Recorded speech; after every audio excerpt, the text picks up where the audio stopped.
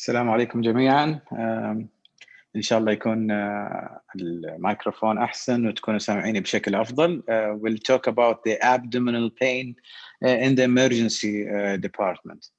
So as we said, you always in the emergency room, it's a different circumstances. You have to think differently about your patients. It's life-threatening conditions.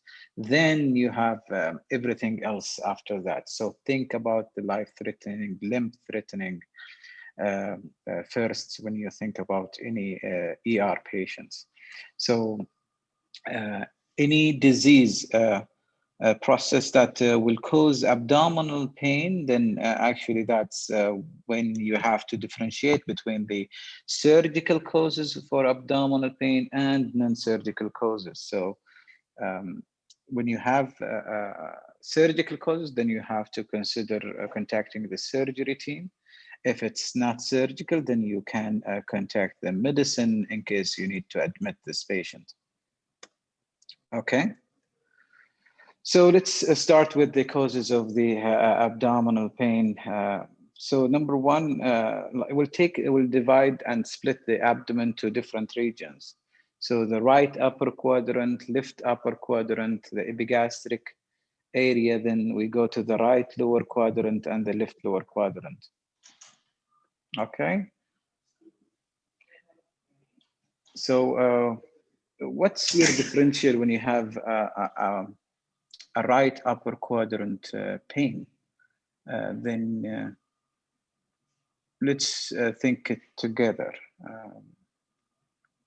Do you guys, who wanted to talk?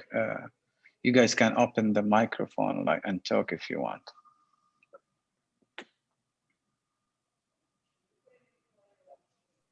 Yes, doctor. As per se, regarding the right upper quadrant pain, you have to think anatomically first. Good. Okay. So on the right, we get the liver, we get the gallbladder, and the lung as well. Sure. So that's an excellent way of thinking about it. And keep in mind, you might have referred pain also. Yes, referred pain first, like coming from the appendix, probably. Especially when you have pregnant woman. Yes, good. So you think about when you think about the right upper quadrant, think about gastritis, think about the cholecystitis, think about the cholangitis also, especially if you have really sick patient.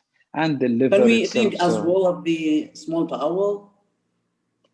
The small bowel, yes, it could, but usually, right upper quadrant should not have any small bowel in that area. That's why when you look at the X-ray, you I'm talking about the hepatic flexure. Yes, so usually it's actually the left side. Why we think about the flexure, especially when you know the blood supply to the small bowels and to the colon, actually at the left flexure, there is actually the connection between the superior mesenteric and the inferior mesenteric artery. And that area, they call it the water shield area. In that area where you usually have the ischemia happens because the end of the superior mesenteric meets the beginning of the inferior mesenteric artery.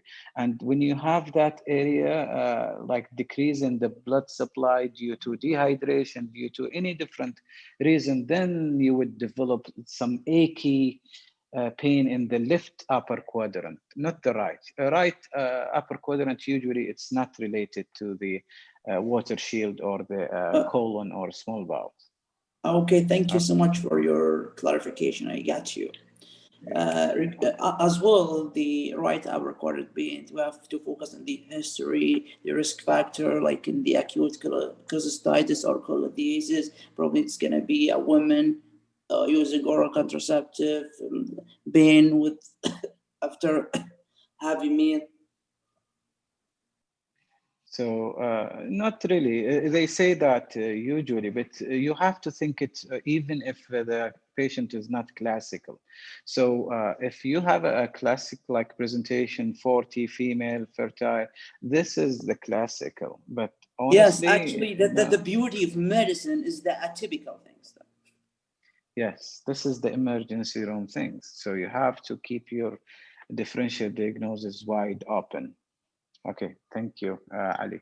You can mute your phone now or your computer so we can continue. If anyone else have any question, you can guys raise your hand and we can let you speak. Okay, all right. Then, the liver, so hepatitis, and you also the lobe of the pneumonia, the lower lobe of the lung can also get infected and give you right upper quadrant pain. So in the left side, as we said, it's the splenic spleen area. So if you have splenic problems, that can also give you some dull, achy pain, and it's one of the big ones, especially with the sicklers and with the patient post-traumatic and patients with uh, kissing disease. I'm not sure if you know this name for it. It's actually infectious mononucleosis. Can also cause a large spleen and they can develop a splenic rupture.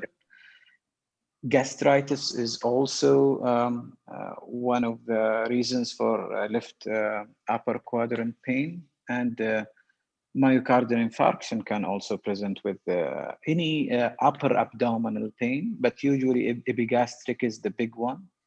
And the left lower lobe of the lung can, if there is pneumonia or infection or atelectasis, then that can give you some pain in the left upper lobe of the abdomen. Epigastric pain. So the epigastric pain can be caused by pancreatitis, big one, especially when you have patient, alcoholic patient or patient with concern for stone that is blocking the common bile duct. So if you have a gallbladder stone that moved all the way down and blocked the common bile duct, that would affect the pancreatic secretions. And that also can lead to acute pancreatitis. Alcoholic also, and also there is different reasons, viral reasons. And as we know nowadays with COVID, some patients will present with one of the complications is pancreatitis. They develop viral pancreatitis.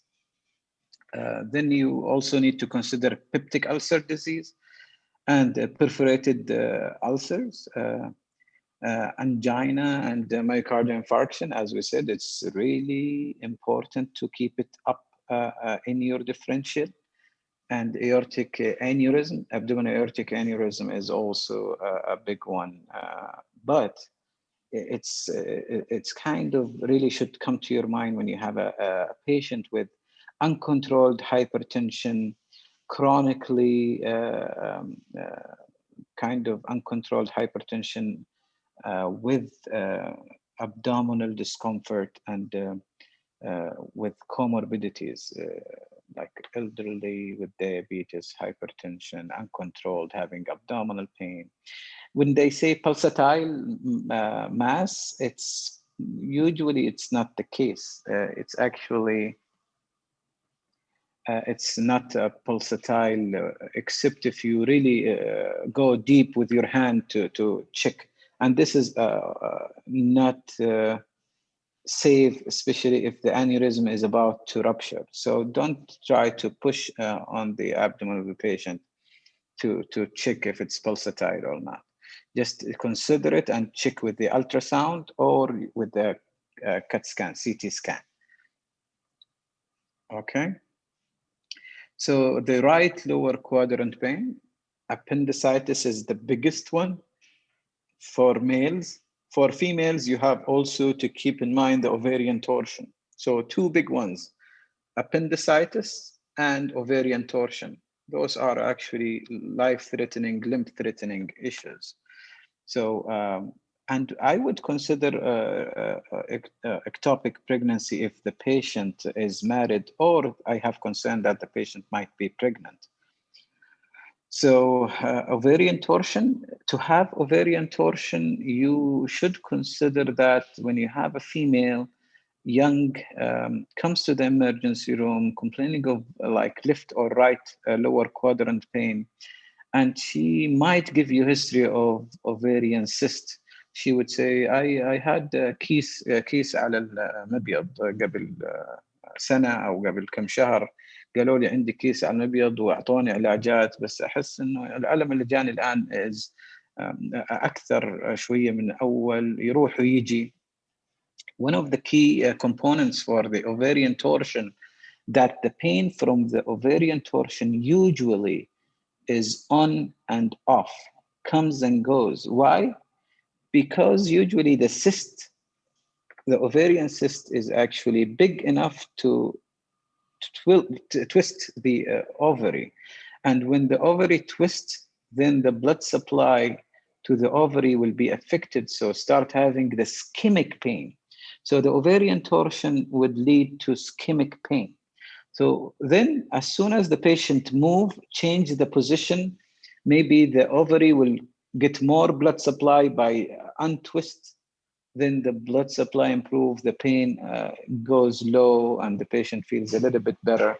Then move again, and have the same thing happens. So always keep in mind, ovarian torsion is a big one, and honestly, in the emergency room, too many doctors forget about this, and they just ask if there is no history of ovarian cyst, then they ignore it. Don't, because we are not like a perfect system. Some women will not go to OB/GYN clinic until they are pregnant. So don't assume that they say no ovarian cyst, then there is no ovarian cyst. Always keep it in your differential.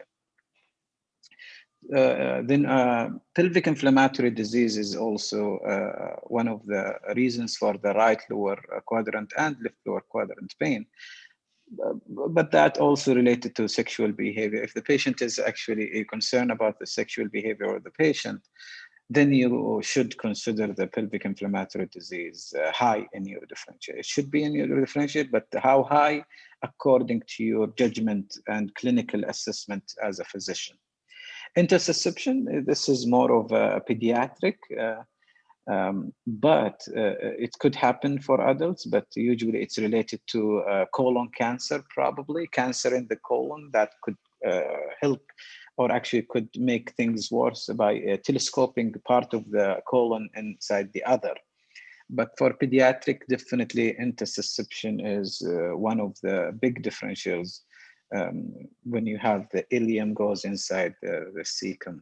So telescoping inside the other. So small bowel inside the big bowel colon, and you have the intussusception. And the diagnosis is usually made by bedside ultrasound, and you see the target sign. I'm not sure if you guys have that talked about before, but intussusception is one of the important ones to keep in mind for pediatrics. Left lower quadrant pain. So the left lower quadrant is also can be related to ovarian torsion, can be related to ectopic, ruptured ectopic pregnancy, pelvic inflammatory disease, and also you need to keep in mind this sigmoid colon is really more freely mobile inside the abdomen, and because of that, it can your patient can develop volvulus, especially the elderly with constipation, and they come with the left lower quadrant pain. So elderly patient with chronic constipation comes with severe left lower quadrant pain. Definitely consider sigmoid volvulus. Diverticulitis also is a disease that can usually affect the end, the last 1/3 of the colon. Usually diverticulitis is diverticulosis is like just not a disease, it's just the presence of the um, the part that can be infected, especially with people, elderly population with constipation, they can have diverticulitis, but sorry, diverticulosis, but not diverticulitis. Diverticulitis is a disease. And it's also affecting the last part of the colon most of the time because of at the beginning of the colon, the stool usually is soft, but when the stool moves on, and the main function of the colon usually is to absorb fluids, then the stool will get harder and harder as it moves through the colon. Then at the last part of the colon, it's big enough to cause kind of push on the diverticulosis and lead to infection. So that's why it's mainly in the left lower lobe, not the right. Okay, and the abdominal massage, one of the big ones, it's colon cancer until proved otherwise. Okay, so we move to the do not miss diagnosis. So first one is ruptured ectopic pregnancy. Any female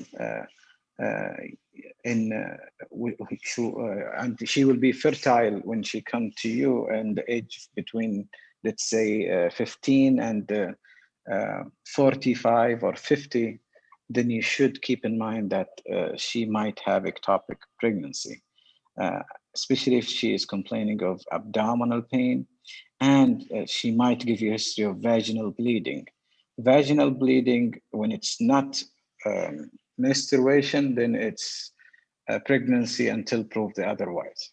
So you need to do the pregnancy test, ask the questions to guide you if the patient had previous ectopic pregnancy, and if the patient have intrauterine device, history of sexually transmitted infections, pelvic inflammatory diseases, tubal ligation. It's not that common, but you need to ask. And if any surgeries in the abdomen that might lead to adhesions close to the fallopian tubes, that can also cause ectopic pregnancy.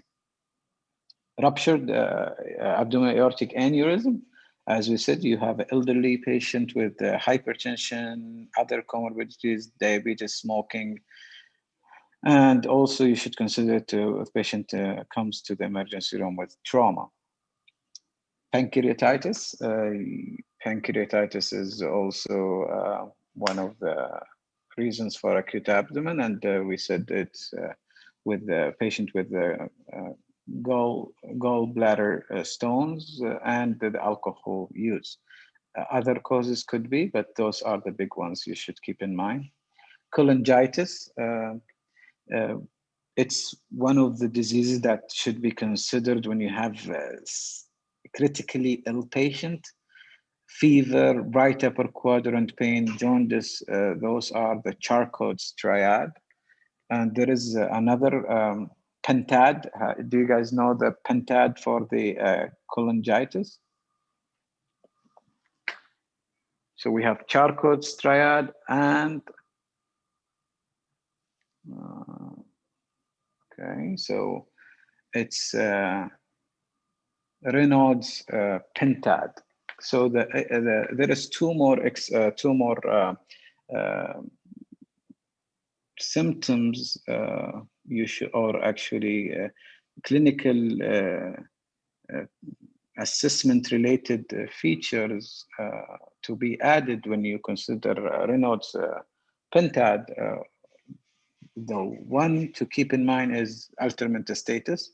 So fever, right upper quadrant, jaundice, and altered mental status. And last one is sepsis. Patient will be in septic clinical picture. So that also make you think about the Raynaud's pentad. So Charcot's triad, Raynaud's pentad is something helpful to guide you and help you think about the cholangitis. Mesenteric ischemia. So if the patient is elderly with low perfusion, so he's not perfusing his mesenteric, so the inferior mesenteric and superior mesenteric artery is not getting enough blood supply that would make you concerned about this patient. And also, it's usually related to sudden event of, so let's say someone developed acute heart failure. So suddenly the ejection fraction dropped and the patient is not perfusing the small bowels properly as before. Or patient to have a coronary artery disease and the anterior wall is not pushing the blood properly. If the patient is severely dehydrated, so no enough blood supply because of the dehydration, or the patient is actually having atrial fibrillation. As we know, atrial fibrillation can lead to thrombus development inside the atrium, and that thrombus could go anywhere. And one of those places is the small bowels, is the superior mesenteric and the inferior mesenteric artery. So then that also, and the celiac, as we know, celiac artery. So those, um, if any of those get affected, then the patient might have acute mesenteric ischemia. Obstruction, whenever you have a patient in the ER with um, distended abdomen, consider obstruction. And especially if the patient say, I did not move my bowel over the last 6 days, 5 days, or whatever.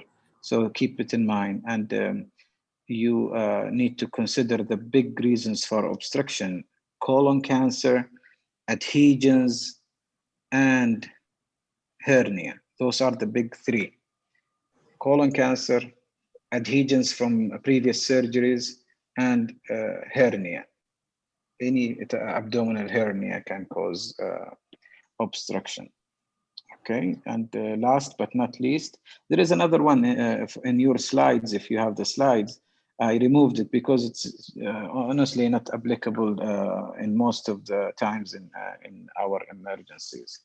So perforated viscous, if you have a perforated viscous due to peptic ulcer disease or malignancy or diverticulitis that perforated, or like after a procedure, someone had the colonoscopy and the doctor during the colonoscopy perforated the colon, you should consider that too. Anyone, do you guys have a question? Because I hear at the background someone is not turning off his speaker. Do you guys have questions?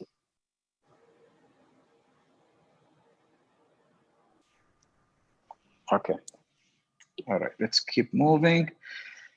All patients comes with abdominal pain should have these questions asked in the history. So the onset, is it rapid, gradual? The questions we know about the abdominal pain, just like you always ask. So you ask about the timing.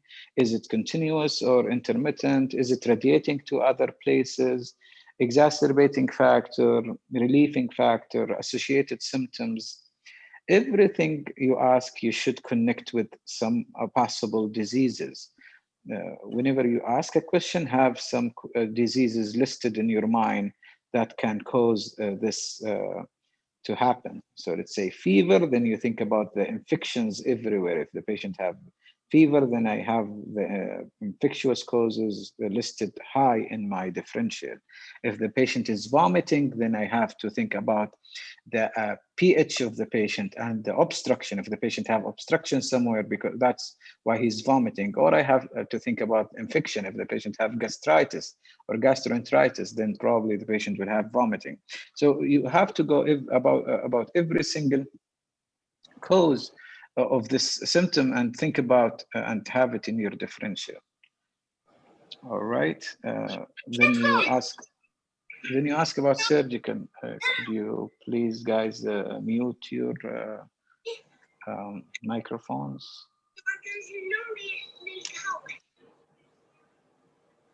Okay.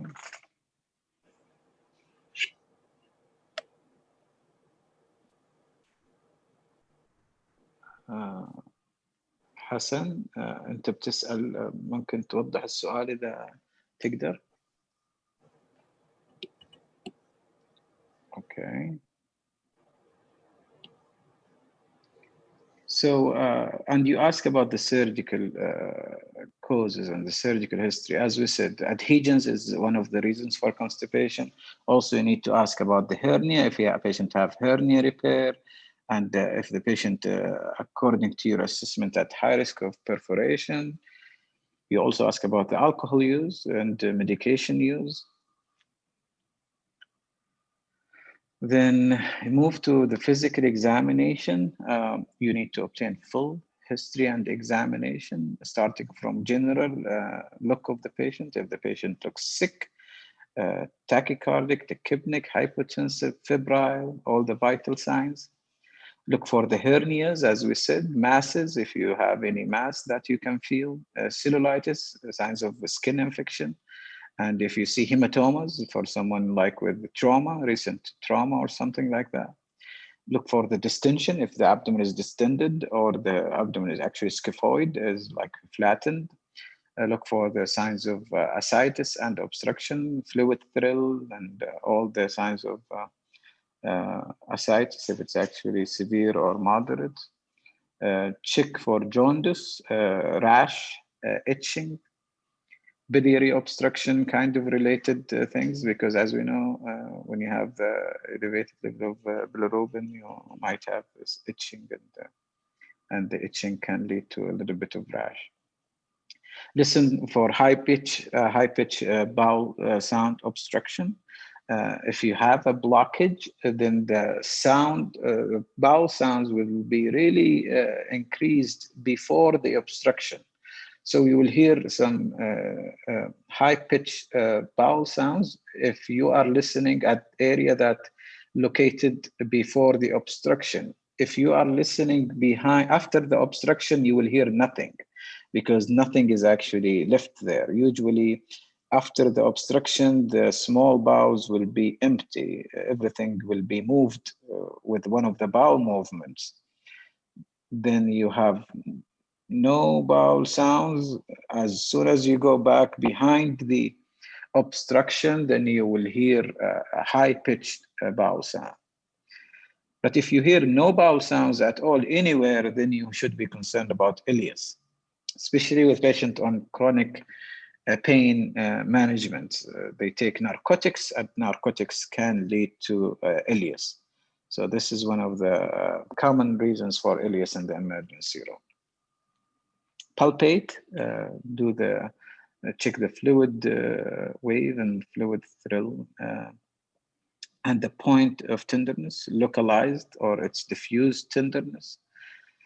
And one thing I need to clarify here, rebound tenderness. Do you guys know what is rebound tenderness?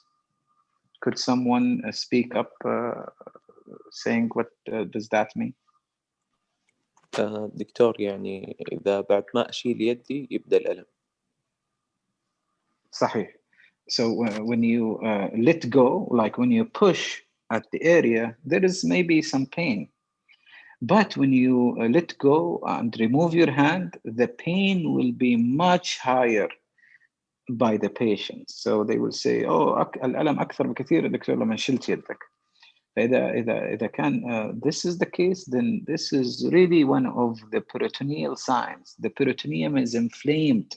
That's why whenever part of the small bowels or the colon is actually moved away from the peritoneum, then touches the peritoneum again, then the peritoneum is inflamed and the patient would start feeling the pain again.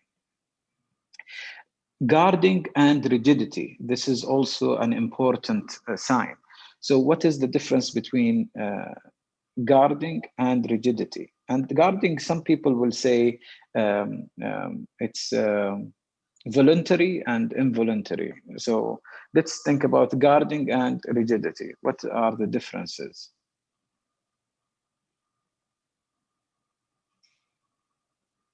Anyone know?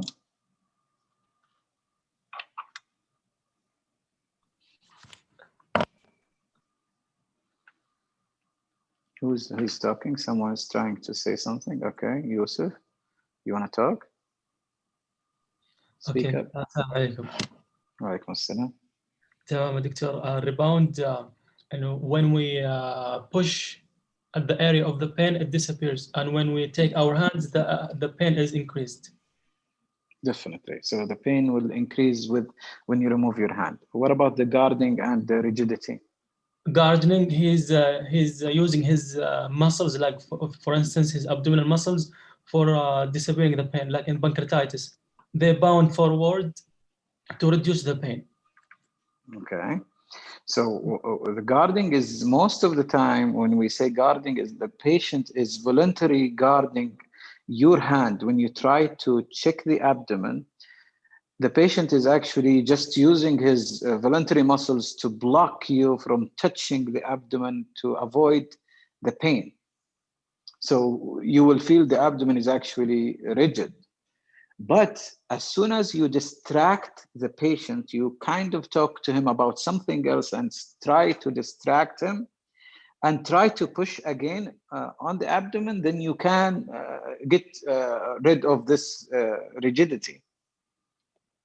So most of the time when we say guarding is actually voluntary guarding. The patient is guarding you when you try to check the abdomen because of the pain. He don't want it to develop the pain when you push on the abdomen. But rigidity, even if you distract the patient, if you did anything, because the peritoneum is really inflamed, the visceral and the parietal peritoneum is inflamed, then whatever you do, the patient is rigid. His muscles is guarding and is rigid, involuntary. He cannot control it. And this is a really critical sign. That means there is probably 90% of the times there is perforation. The content of the viscous or content of any inside something inside organ gut actually inside the peritoneum. That's why the peritoneum is now inflamed, the visceral and the parietal peritoneum, and the patient is guarding involuntary, or we should say is rigid. The abdomen is rigid. Rigid abdomen is perforated viscous until proven the otherwise. Good. Okay, pulsatile mass, as we said, if you see it, if you have a thin patient and you see the pulsatile mass, okay, then this is, you don't need to touch it. Just check with the ultrasound. If you don't see it, and this is most of the patient actually, because they would have comorbidities, diabetes, hypertension, elderly, so they would probably be obese, and you cannot see the aneurysm or the pulsation, then you check with the ultrasound. And it's difficult sometimes because of the gas in the abdomen to see the aneurysm at the end of the abdomen. So just keep in mind, hypertensive patient, elderly, with abdominal pain, come to the emergency room, consider abdominal aortic aneurysm. Okay. So investigations. All women, as we said, in childbearing age must have pregnancy tests. Just must. It's just like you cannot take chances with that.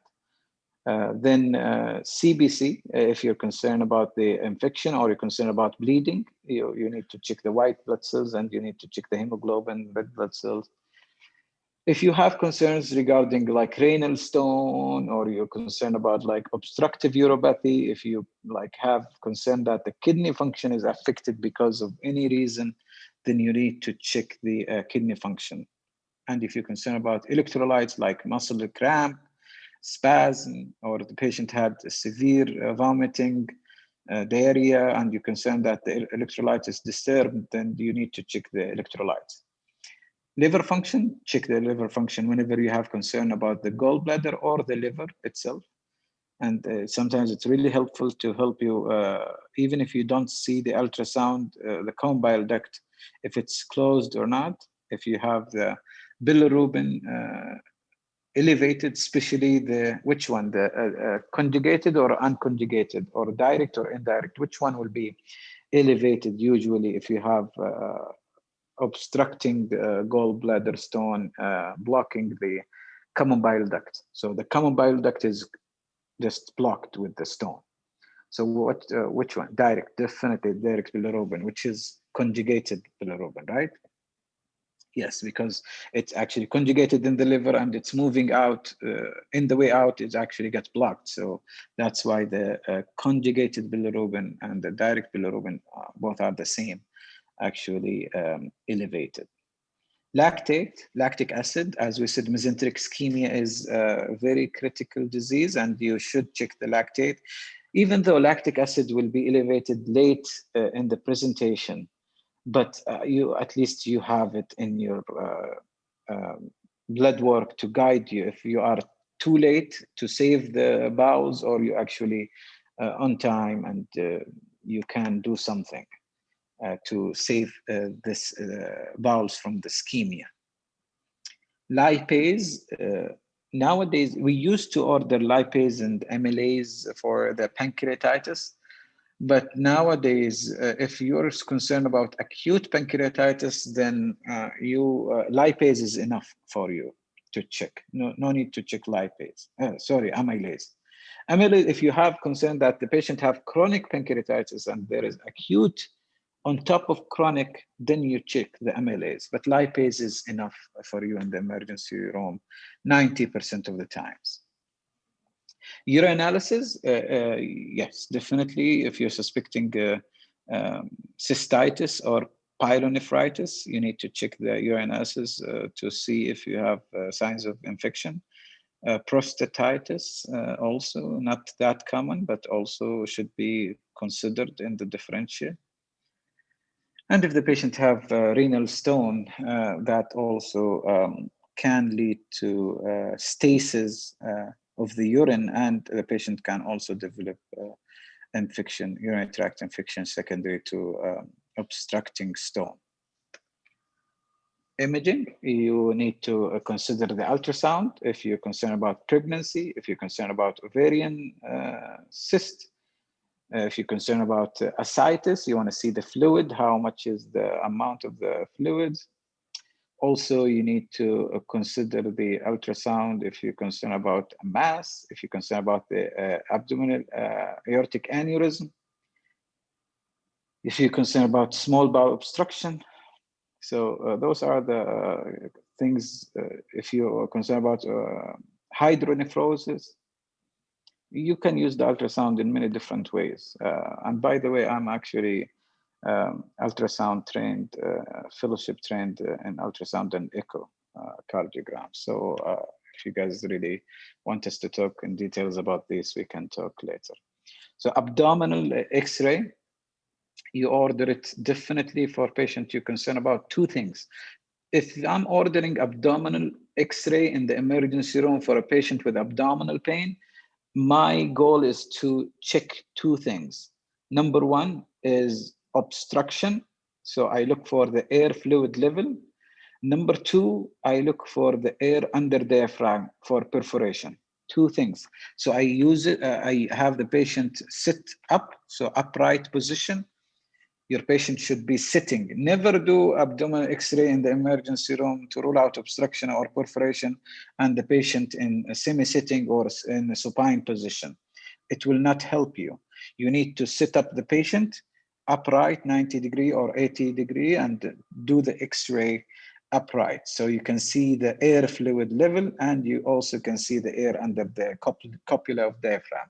So you can rule out those two, perforation and obstruction. And sometimes you need also to get the chest view. So you do the series, the abdomen and the chest to see both, and that should help seeing the copula of diaphragm more, like better than just with one view of the abdomen X-ray. CT scan of the abdomen with contrast. Most of the time you do it with the IV contrast. We used to do both like oral and IV, but nowadays the physician, the radiologists are comfortable making most of the diagnosis with IV contrast only. Sometimes they would ask you to give oral if they're concerned that they could not catch the diagnosis with only IV contrast.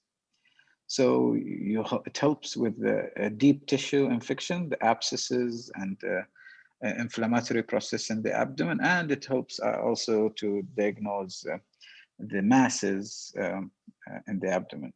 You also can do CT scan with angiogram. If you're concerned about the blood supply, like in mesenteric ischemia, if you are concerned that the patient have mesenteric ischemia, you need to do a CT abdomen with angiogram to see the blood supply to the celiac artery, superior and inferior mesenteric artery. If you're concerned about renal stone, you don't need actually to get contrast. You can do just plain CT to rule out renal stone. Okay. So management, your management always airway, breathing, circulation.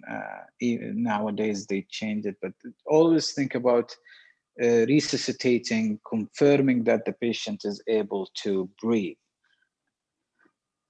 And also able to secure the airways. In the emergency room, it's always, now they say A, B, or whatever, but always just keep in mind, I am comfortable that the patient is able to breathe and securing the airway.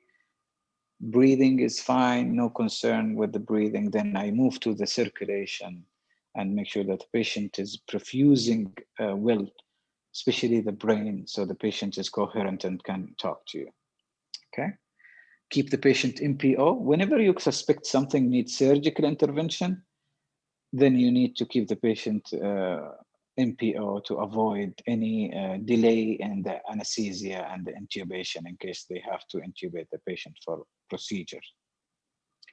You control the pain. Definitely we need to control the pain with the best possible medication. And you also need to consider anti-emetic medications if the patient is having nausea and vomiting. So it's more of like, make sure that the patient is resuscitated, then you to control the symptoms, pain, vomiting, then you rehydrate in case the patient is dehydrated. So rehydrate with IV fluids. And consider antibiotics if the patient, if you suspect an infection, any abdominal infections, and you need to pick the right antibiotic for that. And just to simplify the antibiotics, you need to consider the anaerobes and the gram negatives when you pick your antibiotic if you want to cover the GI system. Then you consult surgery or you consult medicine according to the presentation and your clinical judgment. Take home message in this lecture.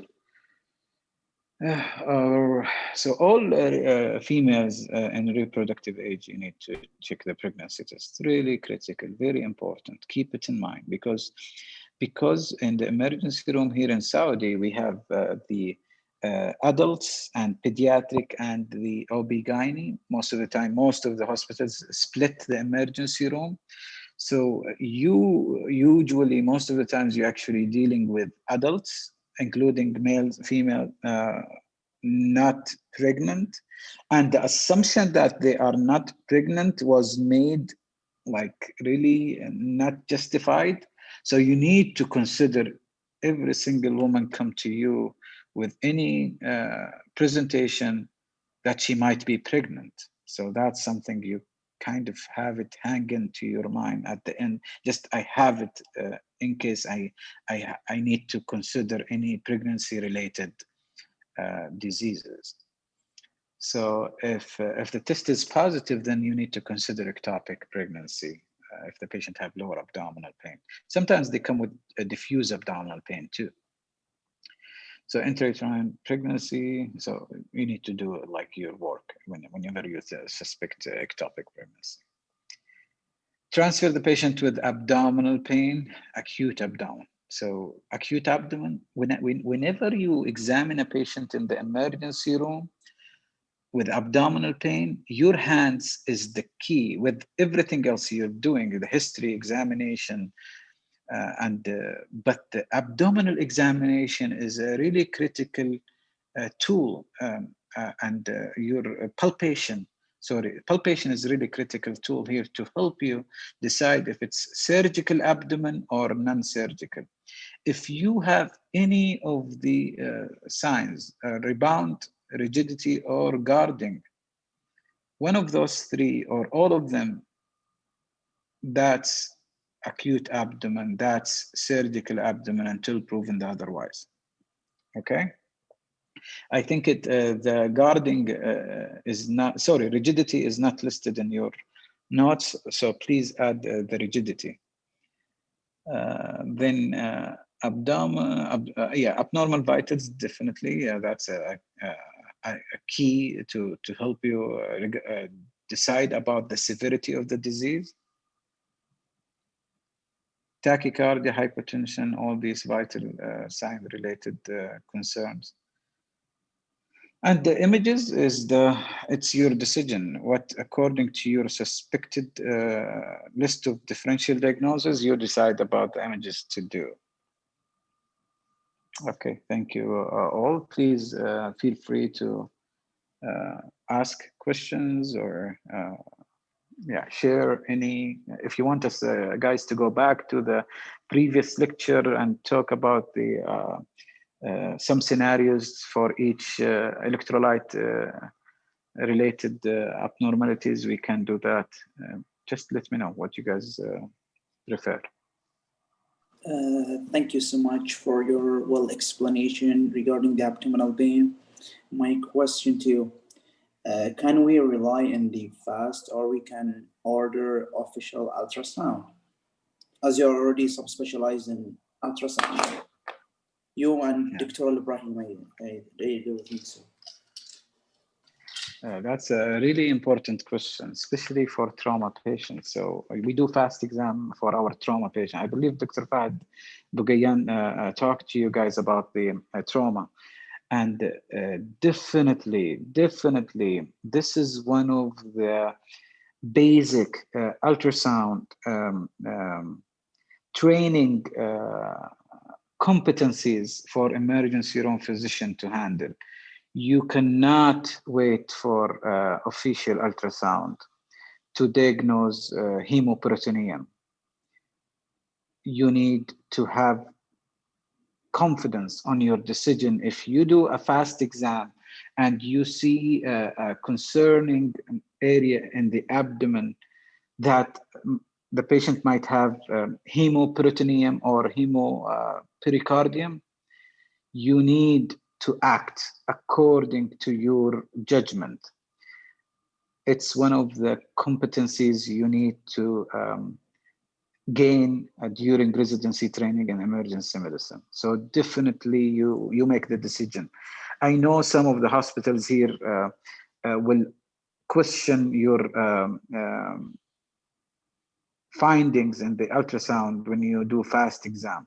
I'm not sure, is it related to their previous history with some of the physicians say there is hemoperitoneum and this patient should go to the OR, or it's actually related to the surgeon wanted to do it himself before taking the patient to the OR. But definitely fast exam or e-fast, extended fast exam should be one of the competencies that you feel very comfortable using and deciding according to. Any other questions, guys?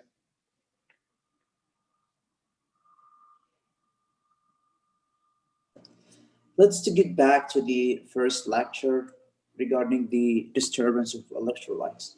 How we can approach it first, like do AVG and then serum, like serum blah blah blah blah, or and how we when we recheck, reassess. Sure. Every 2 so hours, every 1 hour, every 3 hours. Sure. Definitely. All these questions are really good questions. And I think because of the microphone issue, we might get this, like you guys did not grasp most of what I said. So let me summarize each topic and try to make sure that you guys get the main point of each. So let's start with ER visit to you. So you have a patient comes to the emergency room. let's say 60-year-old female comes with altered mental status, confused, just simulate the scenario I said before, confused about what's happening. Everyone is saying that she's actually, oh, over the last 2 days, doctor, she's really confused. She pee in the living room. She's not going to the bathroom. She think that I did something to her. She's paranoid now. And she's breathing really fast, doctor, and I think she's having some shortness of breath. Okay, so you see the patient, she looks sick to you, so ill-looking patient in the 60s with her kind of staring at you, and the vital signs. When you look at the monitor, you have blood pressure of 150 over 75, let's say. Heart rate is around 95, oxygen saturation is 97, and the patient is respiratory rate is 22. and she is asking ليش جايبين المستشفى؟ وش خلاكم تجيبون المستشفى؟ بروح البيت، انا ما اعرف، هذا المكان غريب، انا ما عمري جيت هذا المستشفى، الدكتور هذا خلوه يروح من الغرفة. She's really acting really weird, and you wanted to make sure that you treat this patient. So first, you talk to the patient, explain what you're doing. So I'm Dr. blah, blah. I'm here to take care of you. What's happening? Do you have any idea why you came to the emergency room? So you ask the question to see her, if she coherent or not. So she will give you like weird answer. She will say, هذول الأولاد كلهم يكرهوني، ما حد يحبني، وأبوهم هذا سابني وسافر، whatever. She give you crazy story about her family, that they don't love her and she is feeling unsafe with them. And so that question, that answer of the patient, as soon as she says that, you need to consider electrolyte disturbance. So I would think about, number one,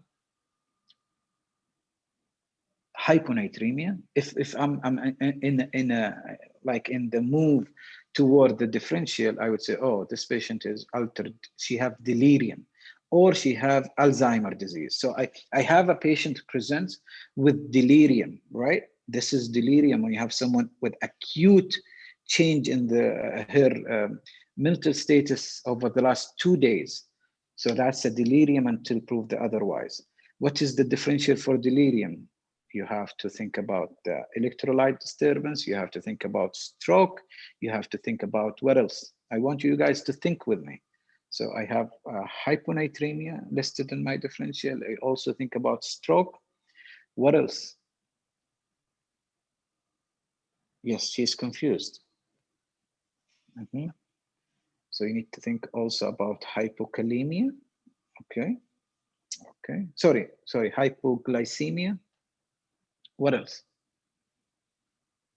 Drugs? No, hypercalcemia. Yes, honestly, hypercalcemia can present with some confusion. Yes, true, but not that common, but definitely could present with some confusion. Okay, what else? So we thought about hyponatremia, hypercalcemia, stroke, medication-related delirium. Right, DKA, diabetic ketoacidosis, right. What else? Infection, right? Meningitis. And in elderly population, sepsis. Definitely sepsis is one of the big ones. And sepsis usually in elderly patients, it's related to pneumonia or urinary tract infection. So those two are big in your differential, UTI and pneumonia, okay? So we thought about the differential diagnosis. And also you need to keep in mind, she might be saying the truth. Don't judge her. So before you say, oh, she is delirium, you need to make sure that, okay, I should consider elderly abuse, right? Should be also listed in your differential, because she's saying everyone is not caring about her. But when you talk to the family, then that would clear up with you. So you can confirm that hypoglycemia, true. So you confirm that they're actually caring about her. They brought her to the emergency room. They really concerned about her behavior. You don't see any signs of elderly abuse like traumas or like bruises in the body. She is in good shape regarding her body, and no concern for like fractures or any weird related like to abuse symptoms and signs. So that would lower the concern in your mind about the elderly abuse.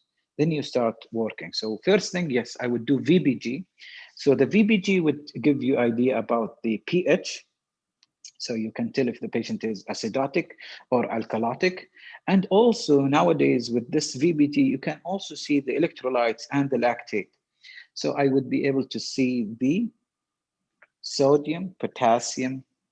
Some of the machines will also give you the calcium, and will be able to see the bicarb and the oxygenated and non-oxygenated amount of the blood. So what I'm trying to say, sometimes if you have patient like comes from like they say والله قبل يوم قبل 4 ساعات كانت الوالدة عندها ناس وشابين الحطب في الغرفة حقت المجلس في المجلس وقاعدين يتكلموا ويضحكوا وفجأة صارت الوالدة تصرفاتها غريبة. هذه سيناريو ثاني. You should think about CO poisoning, right? Yes, carbon monoxide. So that's also one of the possible causes of acute delirium and dizziness. Too many reasons, headache and other things can be related to carbon monoxide poisoning. Okay, so that's scenario number one. So you checked the VBG and you did check the electrolytes. You find the sodium to be low. So sodium is 117. So the sodium is really critically low. When I say critically low, I mean the sodium is below 120. But keep in mind, even if the sodium is above 120, but the drop happens so fast. So let's say the sodium was 140, then suddenly in few hours, the sodium dropped dramatically to 130. So 140 to 30, 10 difference in a few hours, that would also give you some CNS features, like some confusion, some delirium, some related finding in the hyponatremia. So let's say the patient have hypercalcemia, then you also need to consider IV fluids. So if the patient has hyponatremia, I need to correct the sodium slowly, gently. If the patient is seizing, then I give the 3% normal, the hypertonic saline to avoid the continuous seizure related to the hyponatremia. If the patient is not seizing, then I replace the sodium slowly over 48 hours to correct the hyponatremia. Good, so hyponatremia is all set.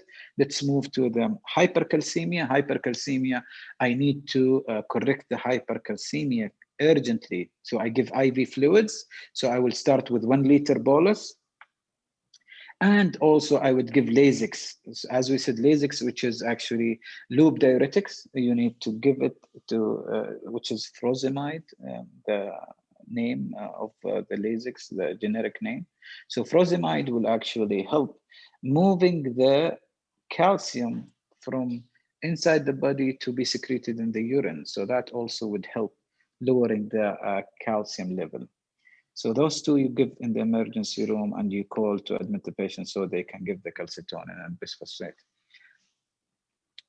Then let's have another scenario. So those are the cases. So usually it's a lab work you do, and you do some, so you definitely need to do CT if you have concern for stroke or you have concern for bleeding in the brain. So you need to also do a CT scan of the brain to rule out those two.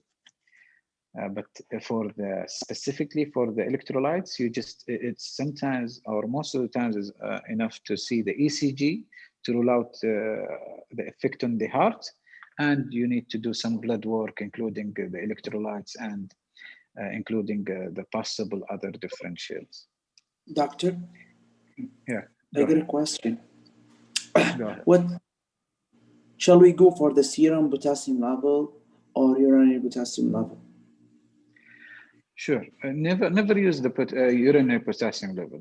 We only check the urinary potassium level if we are concerned about the kidney abilities. If I'm concerned about the kidney, if the patient is having kidney problem and could not secrete the electrolytes properly, then I need to check the kidney function.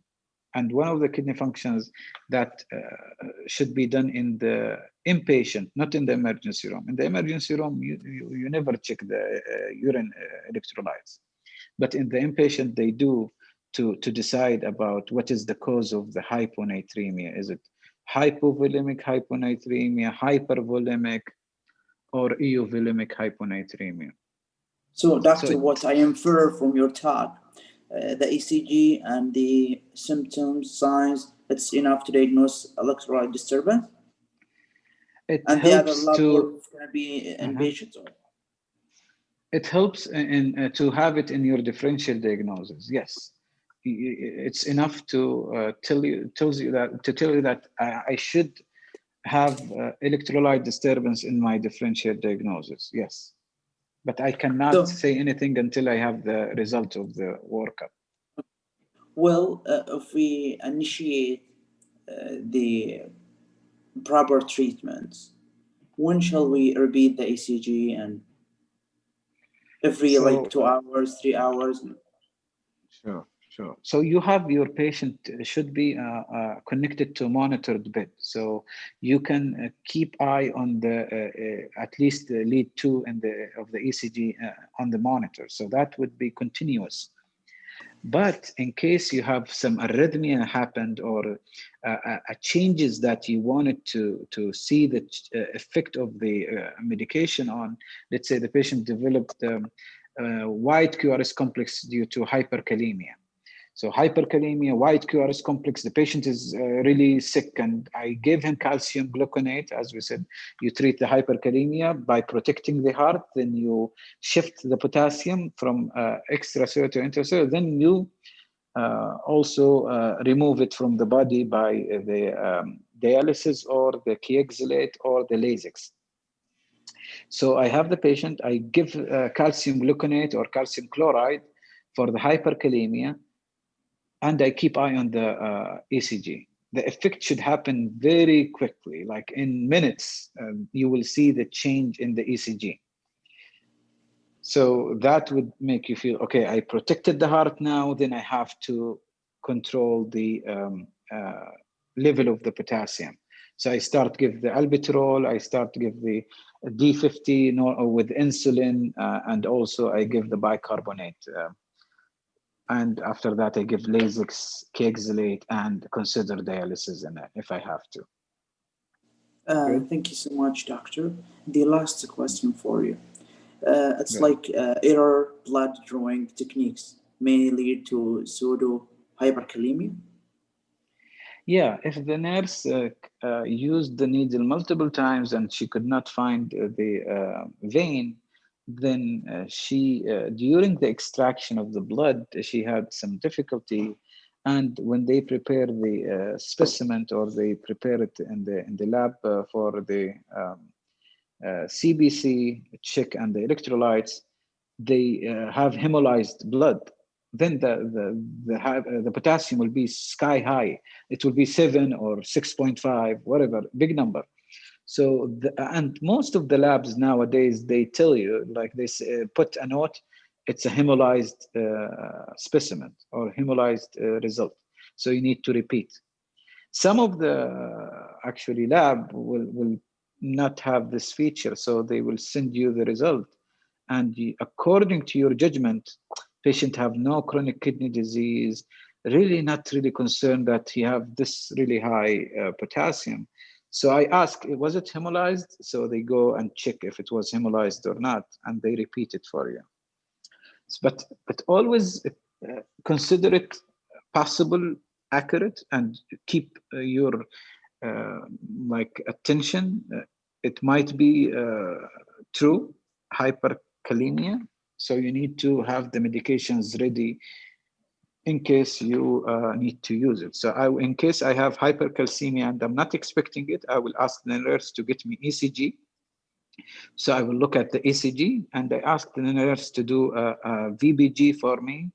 In the hospital I work at in King Saud University, we have the potassium listed in the VBG, so I can see it. So I can compare quickly with the result from the lab. If I see it normal in the VBG, then probably something wrong with the machine down due to hemolysis or anything else. So that's how you can decide about. Thank you so Good. much. It's well appreciated. Thank you so much, Doctor. I'm sorry for asking a lot of questions. You're welcome. Anyone else have any question?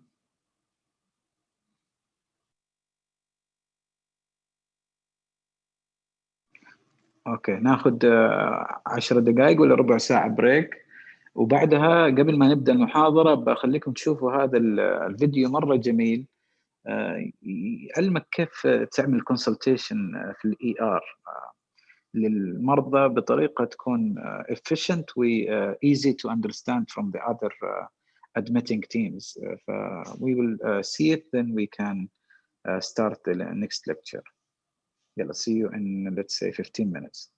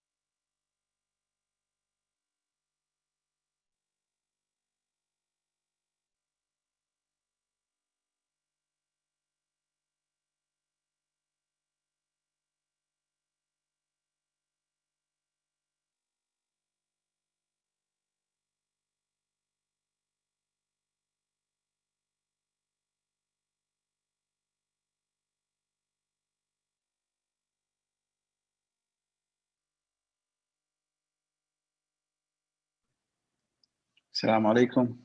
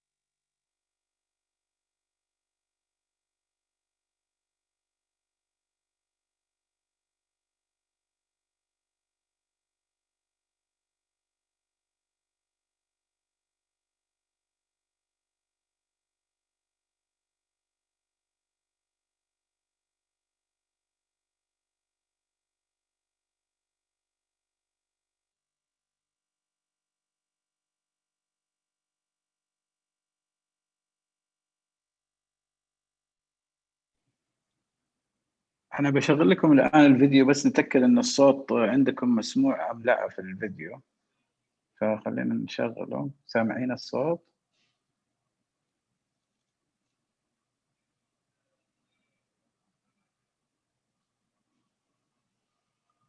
طيب.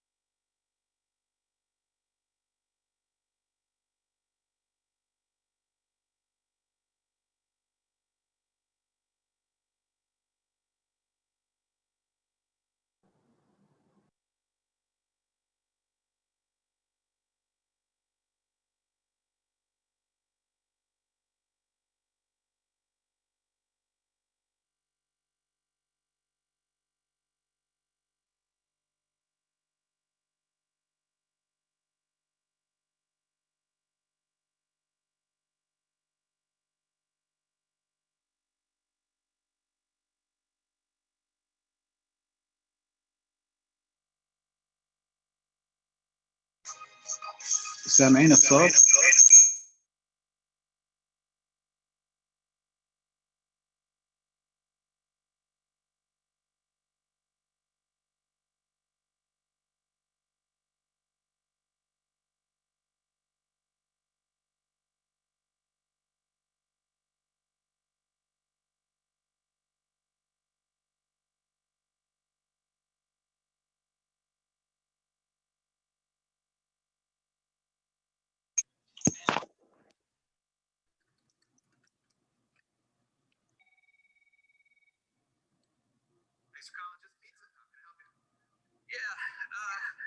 I'm starving. I was thinking about ordering hamburger or pizza. Well, you called just pizza, so I could put hamburger on a pizza. But if you really want a burger, you're gonna have to call just burger. Right. Now, let's go with the pizza. Okay, so ground beef pizza.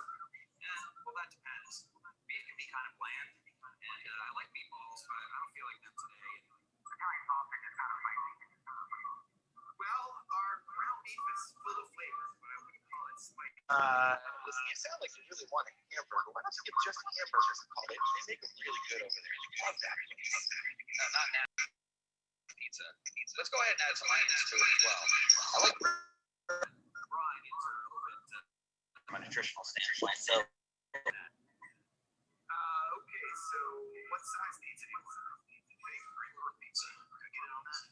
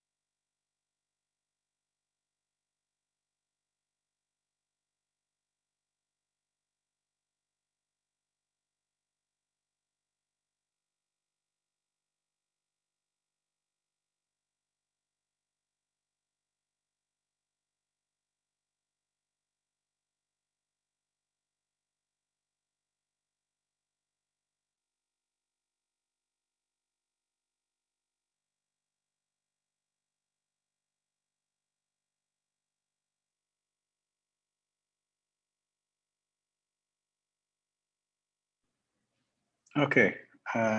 عشان نكون شويه efficient، شكله في مشكله في الكونكشن حق الصوت.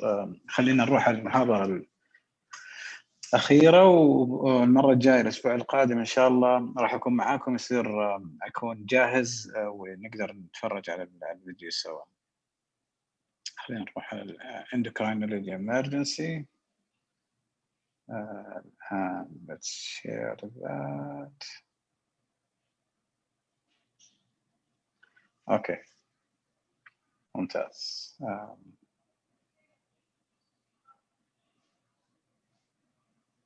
أوكي، الكل سامعني الآن؟ اوكي، اذا في احد الطلاب يقدر يعمل شير، خلينا نشوف كيف انا اقدر ستوب شيرنج. وخلينا نشوف advanced sharing options whenever can share. اوكي تمام ممتاز.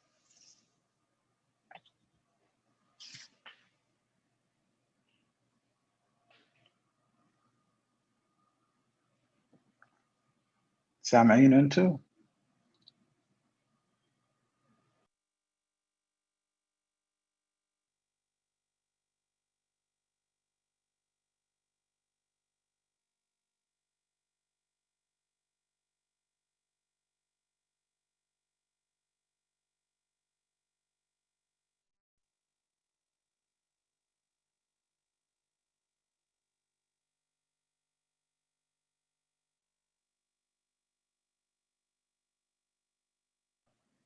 مهدي ما هم سامعين الصوت.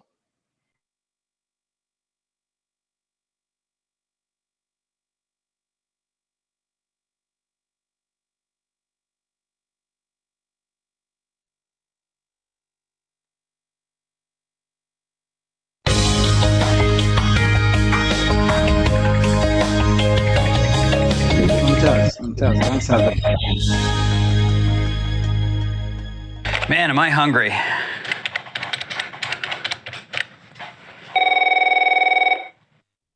Thanks for calling Just Pizza. How can I help you? Yeah, I'm starving. I was thinking about ordering hamburger or pizza. Well, you called Just Pizza, so I can put hamburger on a pizza, but if you really want a burger, you're going to have to call Just Burger. Right. Now, let's go with the pizza. Okay, so ground beef pizza. Well, that depends. Beef can be kind of bland, and I like meatballs, but I don't feel like them today, and Italian sausage is kind of spicy. Well, our ground beef is full of flavor, but I wouldn't call it spicy. Listen, you sound like you really want a hamburger. Why don't you give Just Hamburgers a call? They make them really good over there. Love that place. Not now. I'm excited about this pizza. Let's go ahead and add some onions to it as well. I like grilled onions, but raw onions are a little bit better from a nutritional standpoint, so let's go with that. Okay, so what size pizza do you want? Hey, are you ordering pizza? Can I get in on that? Yeah, sure. Hang on one second. What do you want? How about pepperoni? I'm kind of craving hamburger. We can do both. Yeah, sure, why not? Don't get onions, though. You know I don't like onions. Yeah, I know. All right, let's go with a large pizza. I need to add pepperoni, but kill the onions. Got it. Your total is 1702. Should be ready in about 20 minutes. Can I get an address for that? Big problem here with all this fat stranding around Right there, yeah. Yeah, this is going to be a real problem. You guys the hamburger pepperoni pizza? Yeah, that's me. Sorry it took a while to get here. They didn't tell me where in the hospital I was supposed to go. There's onions on this. I told you don't get onions. That's what I said. I said no onions on the pizza, and there's onions. You said grill the onion. No, I said kill the onions. No, you said grill the onion. Kill as in no onions. Well, Sarah, that was unfortunate. I agree, David. Hopefully no one actually orders pizza that way. I'm sure we've both seen communication issues like this in the emergency department. That's right. And this is an important issue because we know breakdowns in communication are responsible for a high percentage of medical errors. Consultation is a common form of communication in healthcare, especially in the emergency department, where consultation may be obtained in at least 40% of all ED visits. So let's define it. We can think of consultation as seeking the formal recommendation from a specialist. And just like any procedure, it's a skill, and there's necessary components we need to think about. Absolutely. And these components include synthesizing the clinical data, understanding the background of your consultant while anticipating their questions and needs, effectively structuring the consult, and always maintaining professionalism. What is clear is that when we standardize communication practices in healthcare, we minimize the risk of adverse patient effects. In particular, using a standardized model can help to ensure the quality and accuracy of the conversation. You know, Sarah, I'm pretty sure there's a standardized model when it comes to transferring care between providers. Isn't there something similar for consultation? You know what, Dave? Fortunately, there is. The 5 C's model. The 5 C's was developed to optimize consultation by structuring communication. There are 5 steps. Yes, and the first C is contact. Each party should state their name, their service, and role on the team. The next C is communicate.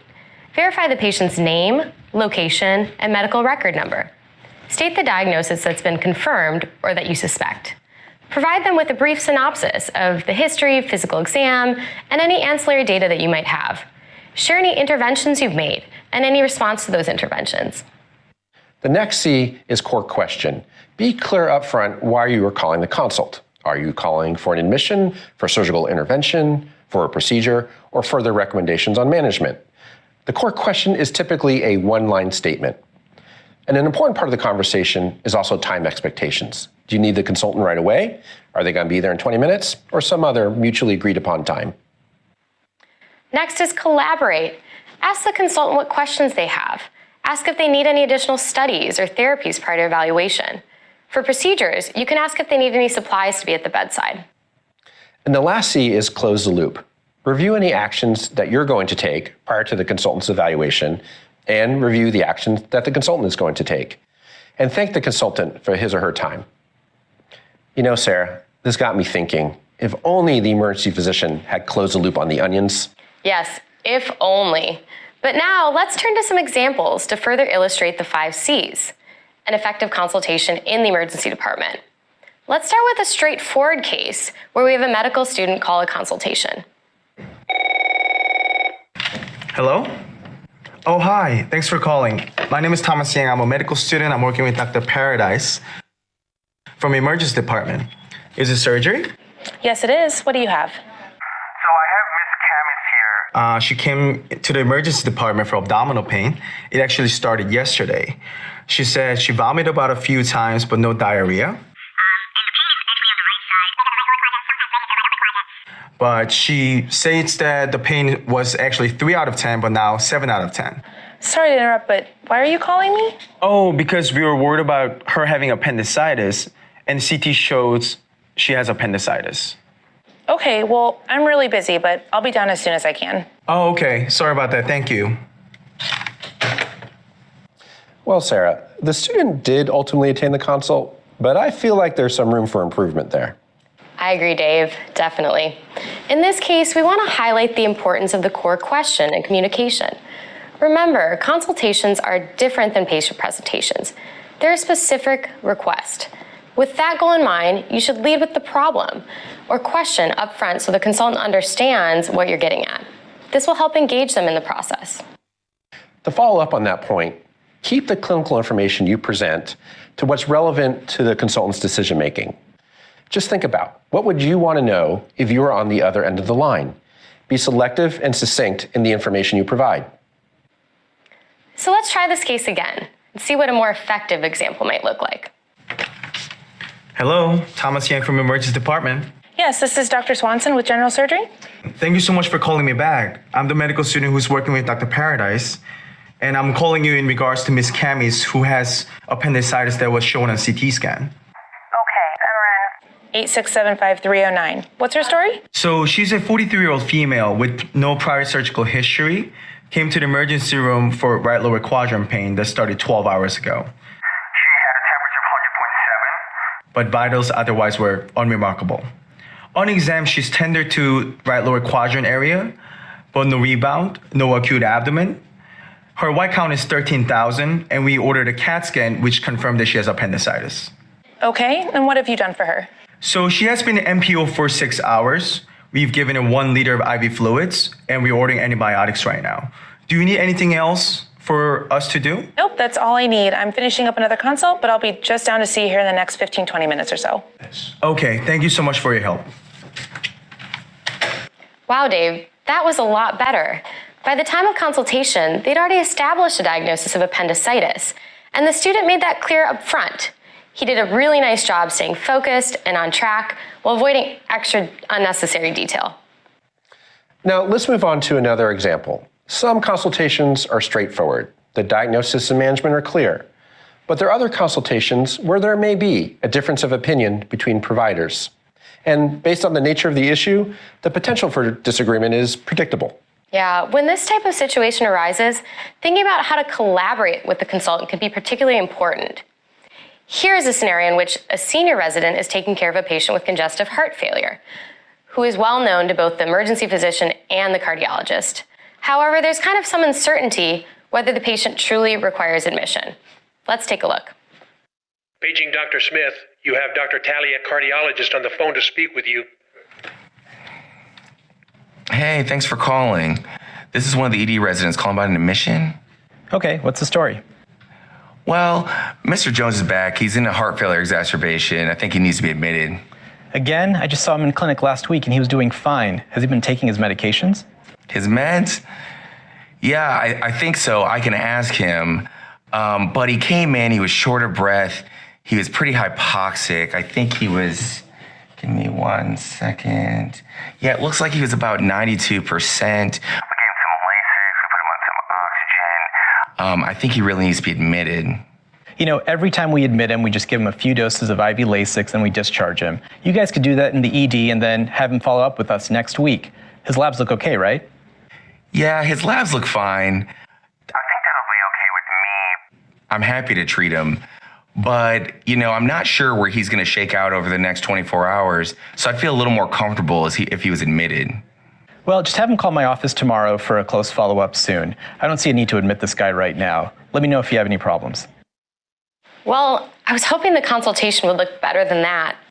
Me too. I wonder if the emergency physician had a better handle on this patient, it would have gone better. Yeah, let's rewind and try that again. Paging Dr. Smith, you have Dr. Talia, cardiologist, on the phone to speak with you. Hey, thanks for calling. I'm down in the emergency department. I'm one of the second-year ED residents, and I'm calling because Mr. Jones, one of your frequent heart failure patients, is here in decompensated heart failure, and I think he needs admission. Okay, yeah, Mr. Jones. His MRN's 543-2130. I just saw him in clinic last week. Why is he back today? Yeah, I know you know him well, and I've taken care of him before too, and I know he frequently comes to the emergency department in heart failure. But today I'm just a little bit concerned because he looks a little worse. He came in, he was in moderate distress. He was hypoxemic to 90, 92%. He was also hypertensive to 190 over 100. He had bibasilar crackles on exam. His chest x-ray did show pulmonary edema. We checked his troponin and an EKG, and that was those were normal. But he hasn't really gotten all the way back to baseline with some nitro and some Lasix that we've given him. Yeah, he comes in all the time for this. Usually he misses a couple doses of his medications, his blood pressure skyrockets, and he gets flash pulmonary edema. Once you get his blood pressure down, restart his home medications, he's going to be fine. It'd be nice to not admit him and get him home. Yeah, I completely hear where you're coming from, but today I feel like it's a little bit different than in the past. He's gained 5 pounds. He has been taking his medications. I've even asked his wife. He has some worsened pedal edema. I think maybe a little observation, some diuresis, and maybe even a repeat echo could do him a lot of good. Would you mind evaluating him at the bedside with me? Okay, that sounds reasonable. Is he on a nitro drip, and have you given him Lasix? Yeah, he was on a nitro drip. We're titrating him down on that currently. We've given him 40 of Lasix, and he's put out 200 cc's of urine. Continue weaning the nitro drip and give him another 40 of Lasix. Sometimes it actually takes a high dose, like 80 milligrams, to get a good diuretic response. Let me finish this other admission, and then I'll be down. 15, 20 minutes sound good to you? Sure, I'll see you then. Yeah, that sounds great. We'll continue to down titrate the nitro. We will give him another 40 of Lasix, and we'll see you down here in 20 minutes. Thank you so much. Well, that was a nice display of partnership. The consultation was much more effective. It really was, and it helped that the emergency physician knew the details of his patient, was able to outline specific causes of concern, spoke the language of the consultant, and was also able to articulate what would be accomplished through hospitalization. Everyone stayed professional and listened to each other. There was also good closed-loop communication in confirming the next steps. And seeing patients together at the bedside offers many advantages. It brings more personable face-to-face interaction. It enables both parties to confirm the history and exam and the recommendations as far as the patient being the most important person in this. Absolutely. So let's summarize what we learned today. Remember the 5 C's as a standardized communication model for consulting in the ED. Make sure both parties have clearly identified themselves and the patient being discussed. Please be clear up front why you are calling and what is the issue or question you're asking. If the diagnosis is known, share it at the beginning of the call. Know your patient well and have key data and details in front of you, but be concise in the information that you present. Always think about what your consultant needs to know. Learn the key pieces of information for different specialty, such as EKG for cardiology, NPO status for surgery, and visual acuity for ophthalmology. The more you speak the language of your consultant, the more confidence your consultant will have in you. Close the loop to avoid errors, particularly when actions are being recommended. When there's a disagreement, it can be helpful to request to get everybody together at the bedside and confirm that everyone's on the same page. Remember, always maintain your professionalism. We work together, not against each other. Pizza's here. Oh, delicious. Yes, bring that over here. I'm so hungry. Wonderful. Yeah, let's take it. Oh, thank you. No onions. Yeah.